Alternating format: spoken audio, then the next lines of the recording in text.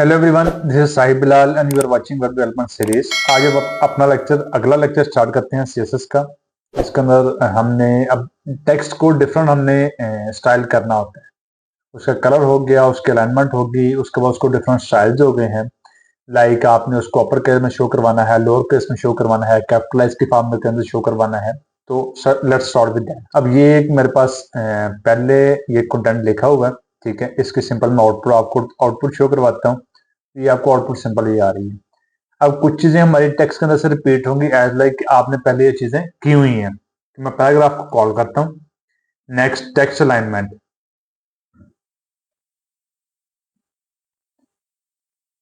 Text line, that is उसके default जो value होती है वो लेफ्ट होती है। आपने अगर सेंटर के अंदर लेके आना तो टेक्स्ट लाइन जस्ट सेंटर, ये आपका सेंटर के अंदर आ जाएगा।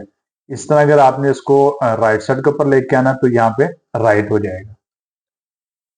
तो कुछ चीजें ये हैं कि हमारे ना कुछ चीजें हमारे रिपीट होते हैं क्योंकि हम ना वो उसको मल्टीपल टाइम कर रहे हैं कि एज लाइक जैसे हमने हेडिंग्स को स्टार्टिंग में देखा था, उसके अलाइनमेंट के आपने टेक्स्ट को लेफ्ट और राइट करना है, उसके बाद उसके कलर चेंज किए थे, बैकग्राउंड कलर चेंज किए थे। तो इस हिसाब से ना हम इसको कुछ चीजें हमारी रिपीट होती रहेंगी।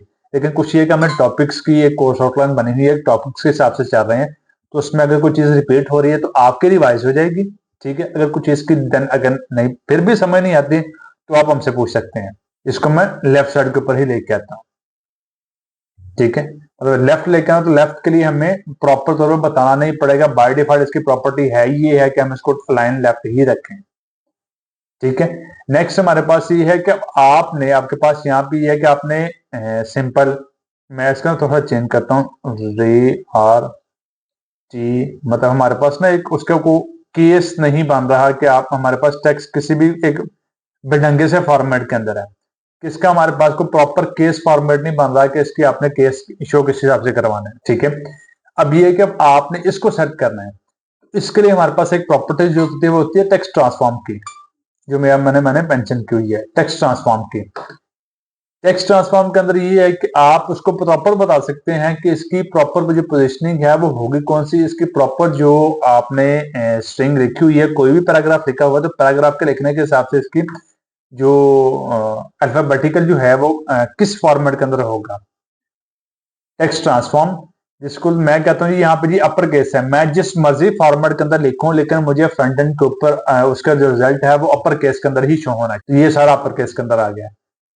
अब अगेन अब हमारा ये है कि यार टेक्स्ट हमें अब अपर केस की जरूरत नहीं, अब हमें लोअर केस की जरूरत है। उसको सिंपल आपने यहाँ पे जाके लोअर केस कर देना कि पहले अगर हम यहाँ पे टोटल लोअर केस है लेकिन जो हमने टेक्स्ट टाइप किया हुआ उसका वो फॉर्मेट बहुत बेढंगा सा है। इसका डब्ल्यू कैपिटल है, इसका डिसरिगार्ड का आर है, कंटेम्प्ट का टी है, ह्यूमन का एच, राइट्स का आर, हैव का और बी, ये सब कैपिटल वर्ड्स हैं। लेकिन हमने इसको लोअर केस में लेके आना।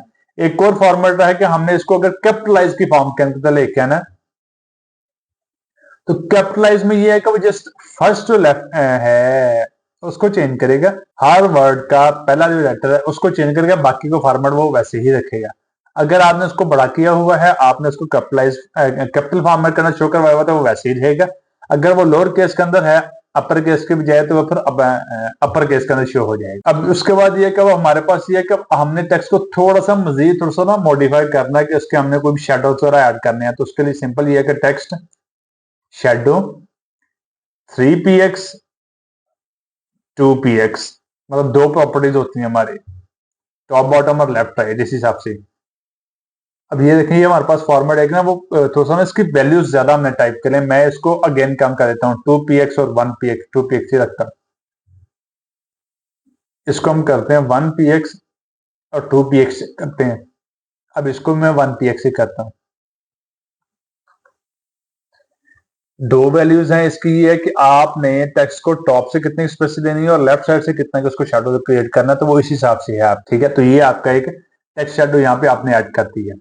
तो ये डिफरेंट फॉर्मेट हो सकते हैं कि आपको क्लाइंट कोई भी डिमांड कर सकता है, तो उसके हिसाब से आप इसको ऐड कर सकते हैं, ठीक है। फिर आगे आता है हमारे पास टेक्स्ट स्पेसिंग का, कि आपने कोई भी वर्ड्स लिख लिए हैं, उसके बाद किसी जगह पर आपको स्पेसिंग कम चाहिए, किसी जगह पे आपको स्पेसिंग ज्यादा चाहिए है। तो मैं ना पहले इसका कुछ लाइन हाइट इसके पैराग्राफ को सबसे इंक्रीज करता हूं ताकि हमारे पास मल्टीपल लाइन के अंदर शो हो।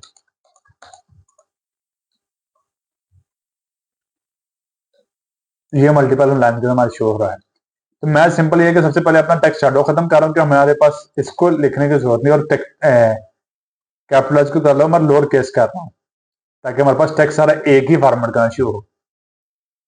अब ये है कि ये ना कुछ फॉर एग्जांपल ये ज्यादा साथ शो हो रहे हैं, तो हमने इसके दरम्यान में जो वर्ड्स के दरम्यान में स्पेस है, लाइक WHEREAS, इनके दरम्यान में स्पेसिंग ऐड करनी है, तो उसके लिए हमारे पास एक टर्म यूज होती है, वो होती है वर्ड स्पेसिंग की। तो हम उसके लिए वर्ड स्पेसिंग 5px, मतलब मैं एक रैंडम ऐड कर रहा हूँ, उसको हम कम ज्यादा कर सकते हैं अपने हिसाब से।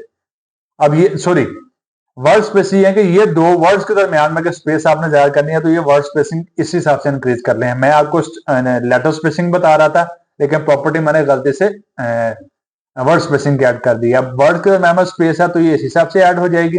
अब हमने लेटर्स के दरमियान में करनी है, like WHEREAS, whereas disregard, मतलब इनके दरमियान में स्पेसिंग इंक्रीज कर रहे हैं, तो लेटर स्पेसिंग मैं इसको भी करता हूं जी 5px। अब ये देखें, ये इतनी ज्यादा इसकी स्पेसिंग इंक्रीज हो गई। अब अगर हमारे पास सिंपल ही है कि हमें जस्ट 2px सही है, तो हम इसकी अपनी वैल्यूज को कम कर सकते हैं, ताकि चलो कुछ थोड़ा सा ना एक बेहतर तौर पर नजर आ रहा है हमें कंटेंट। ठीक हो गया। नेक्स्ट हमारे पास आ रहा है जी वाइड स्पेसिंग। एक ही है कि आप चाह रहे हैं एज लाइक कि हम चाह रहे हैं कि हमने ना अपना जो भी पैराग्राफ लिखा है उसके हमने लाइन ब्रेक नहीं करनी है, हमें कंटेंट को दूसरी लाइन के अंदर नहीं लेके आना है। तो उसके लिए हमारे पास एक सीएसएस की टर्म यूज होती है, वो होती है वाइड स्पेस की। वाइड स्पेस अगर हम इसको कर देंगे जी रैप कर दें, प्री रैप कर दें, तो इसका हम देखते हैं इसका इफेक्ट क्या पड़ता है। प्री रैप का मतलब यह है कि उसने स्टार्टिंग से थोड़ी सी उसने स्पेसिंग ले ली है, कि एक लाइन के बाद ही वो स्टार्ट हो रही है। उसके बाद अगर मैं इसको करता हूं जी रैप, नो रैप, ठीक है, तो नो रैप के अंदर यह है कि ये एक ही लाइन में सारा कंटेंट शो होगा। अगर इसको हमें नॉर्मल करना है, वो फिर इसका बिहेवियर यही होगा कि वो लाइन ब्रेक करके नीचे आ जाएगा। ठीक है, लाइन प्रॉपर जहां पे नॉर्मल आ रहा है वो उसके बाद नीचे आ जाएगा। अब हमारे पास एक चीज आ रही है कि अब हमने फॉन्ट फैमिली अपनी चेंज करनी पड़ सकती है, कि एज लाइक कि हम चाह रहे हैं कि जैसे हमने माइक्रोसॉफ्ट वर्ड अगर आप यूज कर रहे हैं, तो उसके अंदर आपने time new Roman, sans serif, उसके बाद कैलिबरी, उसके बाद उर्दू फॉन्ट, इंग्लिश फॉन्ट, कोई भी अगर अदर लैंग्वेज यूज कर रहे हैं, तो आपने उसके फॉन्ट यूज किए हुए हैं। तो एक तरीका मैं आपको अभी बताता हूँ जो हम लाइव लिंक के साथ ऐड कर रहे हैं, और दूसरा तरीका कार है कि हम सीएसएस के अंदर ही फॉन्ट फैमिली इंक्लूड करते हैं, वो हम बाद में करेंगे। लेकिन जो भी लाइव लिंक के साथ दिया कि वो हम इसको इंक्लूड करते हैं यहाँ पे। सिंपल ये है कि हमने यहाँ पे लिंक अगेन ऐड करना है, रेशन वही स्प्रेडशीट ही होगा। ठीक है, इसके जस्ट हमने लिंक ऐड करना है जो हमारे गूगल पे फॉन्ट होंगे। मैंने एक ऑलरेडी डाउनलोड किया हुआ है, चेक किया हुआ है, गूगल फॉन्ट से मैंने एक सोफिया फॉन्ट ऐड किया हुआ है। ठीक है, अब मैं यहाँ पे जाकर करते हैं पैराग्राफ। अब मैंने फॉन्ट फैमिली ऐड करनी है। पहले जो हमारा फॉन्ट का जो स्टाइल है वो कैसे आ रहा है, पहले ऐसे आ रहा है। अब मैं इसकी फॉन्ट फैमिली चेंज करता हूँ, फिर आप इफेक्ट देखिए कि इसका मतलब चीज बेहतर होती है या बुरी होती है। फॉन्ट फैमिली, ये अब ये फॉन्ट फैमिली इसका नाम है सोफिया, तो इस वजह से ये इस फॉर्मेट का शो हो रही है। आप यहाँ पे कोई भी फॉन्ट फैमिली ऐसे इंक्लूड कर सकते हैं लाइव लिंक के साथ। जो दूसरा हमने फाइल के अंदर इंक्लूड करनी होती है वो ये है कि हम फॉन्ट्स को डाउनलोड कर लेते हैं, और डाउनलोड करने के बाद उसको ऐड करते हैं। वो तरीका हम बाद में देखेंगे, मतलब वो चीजें साथ साथ जैसे जैसे हमारी वो कवर होती जाएंगी प्रीवियस आसान आसान चीजें हम पहले कर लेंगे, जो मुश्किल थोड़ी सी मतलब जिनके ऊपर थोड़ी सी मेहनत ज्यादा, तो उसको हम थोड़ा सा लेट करेंगे। तो इसके बाद हमारे पास पे नेक्स्ट आता है टॉपिक्स के अंदर कि हमने एंकर टैग्स को डिफरेंट स्टाइल्स देने हैं, कि लिंक्स है हमारे पास, ठीक है, और लिंक्स को आपने डिफरेंट स्टाइल्स देनी है। दिस इज अ लिंक, ये हमारे पास आ गया। अब दिस इज अ लिंक के अंदर आपने अब इसको देना है कि एक तो प्रॉपर्टी ये है कि हमने इसका सिंपल ए के टैग को कलर चेंज कर देते हैं।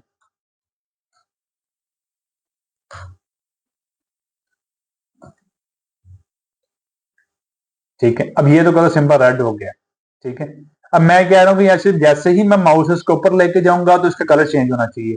तो इसको हम इस टर्म को हम यूज करते हैं होवर इफेक्ट करते हैं। तो होवर इफेक्ट के लिए कि सिंपल हमने ए के टैग को अगेन कॉल करना है। ये कोई भी क्लास आईडी या एलिमेंट के जो टैग नेम है वो उसको वैसे ही कॉल कर सकते हैं।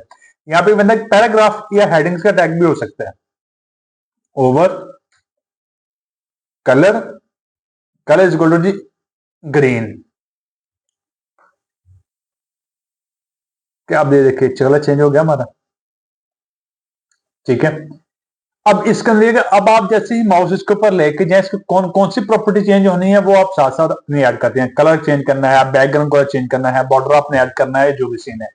अब एक और चीज है, क्या आप चाह रहे हैं कि जो अंडरलाइन नीचे आ रही है ये ना आए इसके साथ, तो सिंपल हम इसको करते हैं कि text decoration equal to none, कि हमें ये जो अंडरलाइन जो नीचे आ रही है लाइन, इसको हमें नहीं चाहिए है। होवर किया तो डेकोरेशन खत्म होगी, क्योंकि हमने जो ये इफेक्ट है ये हमने उसके होवर करने पे लगाया हुआ है, ठीक है। फिर आगे हम आ जाते हैं, हम आते हैं अब लिस्ट के ऊपर, कि हमारे पास हमने ऑर्डर लिस्ट और अनऑर्डर लिस्ट पढ़ी थी।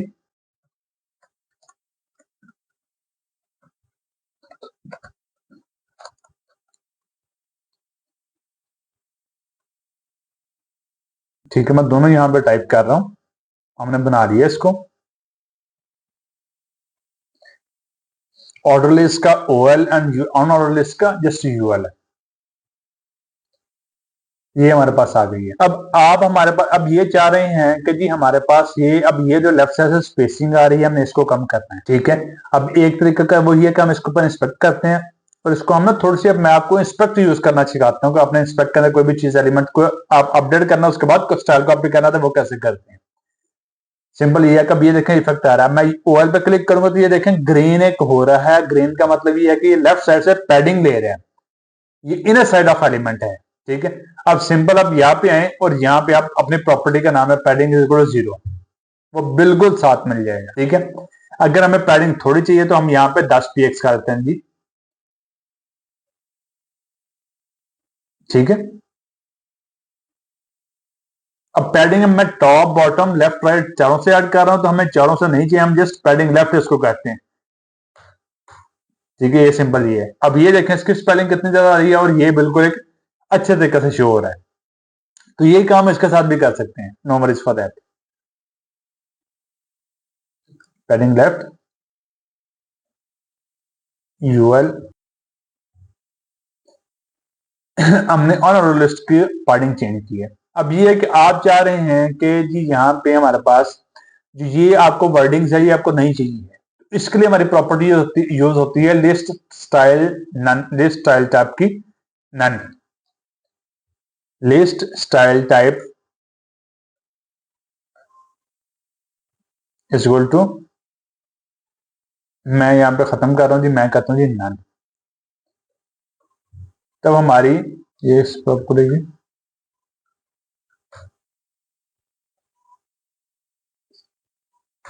मैं कहता हूं ये नन, इसकी कोई प्रॉपर्टी नहीं थी जिसकी वजह से इसने इफेक्ट दिया हमें। ये हम यहां से चेंज कर लेते हैं इसकी प्रॉपर्टीज में भी, मैं को बोल रहा हूं नन, सॉरी उसका आई थिंक स्पेल मिस्टेक होगा। List style type is equal to none, तो अब यहाँ पे देखेंगे तो बुलेट्स जो आ रहे थे ये बिल्कुल खत्म हो गए। हाँ, अब आपने इसको चेंज करना है, आपने बुलेट्स के बाद स्क्वायर फॉर्मेट को आपने शो करवाना, तो यहाँ पे सिंपल स्क्वायर ये बॉक्स बन जाएंगे। अगर आप देखेंगे तो पहले सर्कल थे अब स्क्वायर, तो इस हिसाब से इसकी प्रॉपर्टीज को चेंज कर सकते हैं।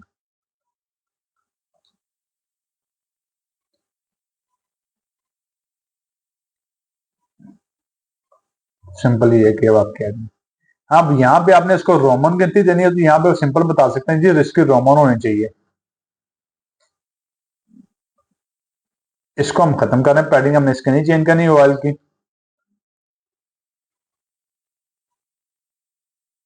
अब ये बता, अब ये ले रहा है लोअर रोमन, अब जी ये लोअर रोमन है। लोअर रोमन का मतलब आई को आई मतलब ना स्मॉल आई शो हो रहा है। अगर मैं इसको अपर रोमन रोमन करता हूं तो ये है कि अपर रोमन शो हो गया, तो इसी हिसाब से हम अल्फाबेट्स मतलब ये चेंज कर सकते हैं अपनी जरूरत के हिसाब से। नेक्स्ट हमारे पास है जी, हमें टेबल्स हैं कि टेबल्स को आपने डिफरेंट स्टाइल देना किस हिसाब से।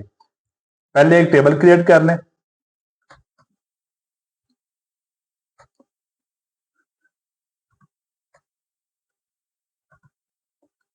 कॉलम 1 2 3,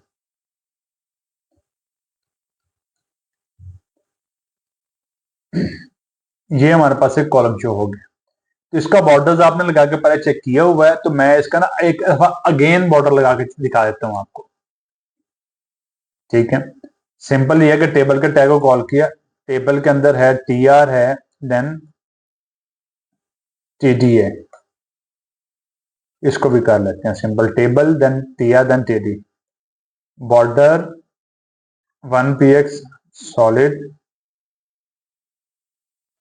ग्रीन, ये उसने बता दिया।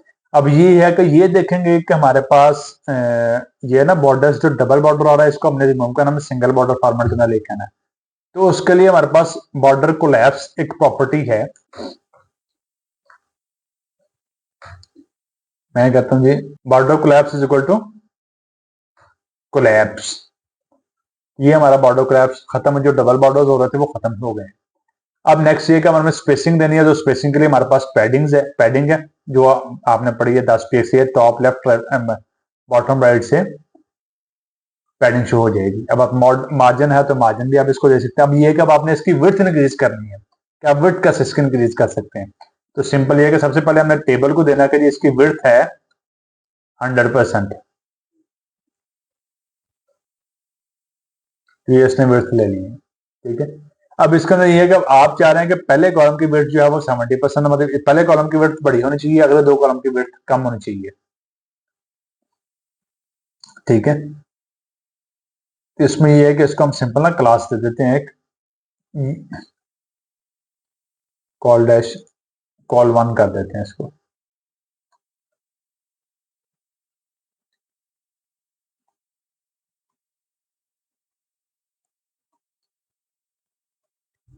ये हमने कर दी कॉल 1। मैं सिंपल यहाँ पे जाके अगेन अपने क्लास को कॉल करता हूँ, कॉल 1 विड्थ, मैं सिंपल उसको बताता हूँ जी विड्थ हमारी होनी चाहिए 70%। पहले की विड्थ इंक्रीज होगी, अगले दोनों की विड्थ ऑटोमेटिकली कम हो जाएगी। बाय डिफॉल्ट तौर पर ये विड्थ हमारी रहता है कंटेंट के हिसाब से, लेकिन मैंने पहले इसको विड्थ 100% दी तो उसने स्क्रीन की विड्थ के हिसाब से ले ली। फिर उसके बाद फर्स्ट कॉलम को मैंने दी है 70%, देन वो 70% उसने ले ली है, बाकी इसकी जो है कंटेंट है वो कंटेंट के हिसाब से ले लिया। अब अगर मैं इसका कंटेंट चेंज करता हूं, कॉलम 2 है, इसका मैं तो अब ये देखेंगे कि इसकी कॉलम की विड्थ ज्यादा होगी, इसकी कॉलम की विड्थ कम होगी। वो इस वजह से कि इनकी जो कंटेंट की विड्थ है, इसकी कंटेंट ज्यादा है, जिसकी वजह से ये विड्थ ज्यादा ले रहा है। अगर मैं इसका कॉलम जो 70% है मैं ये खत्म कर रहा हूं, फिर देखेंगे तो सबसे ज्यादा विड्थ इस कॉलम की होगी, इन कॉलम की, मतलब ये जो मिडिल कॉलम है इसकी विड्थ ज्यादा होगी। क्यों? क्योंकि इनमें कंटेंट कम और इसमें कंटेंट ज्यादा है। ठीक हो गया। अब उसके बाद अलाइनमेंट है, तो अलाइनमेंट वैसे ही है लेफ्ट राइट। ठीक है, अलाइनमेंट को अगर हम सिंपल यूज करते हैं कॉलम टेबल के अंदर, टेक्स्ट अलाइन सेंटर, सिंपल ही है, that's it. So that's it for now, thank you so much for time. उम्मीद करता हूँ कि आप लोग साथ साथ प्रैक्टिस कर रहे हैं। इसकी अगर चीज की नहीं समझ आती है तो कमेंट सेक्शन हमारे पास अवेलेबल है, तो आप कभी भी उसके अंदर रब्ता कर सकते हैं। जज़ाकल्लाह, अस्सलाम वालेकुम रहमतुल्लाहि व बरकातुहू।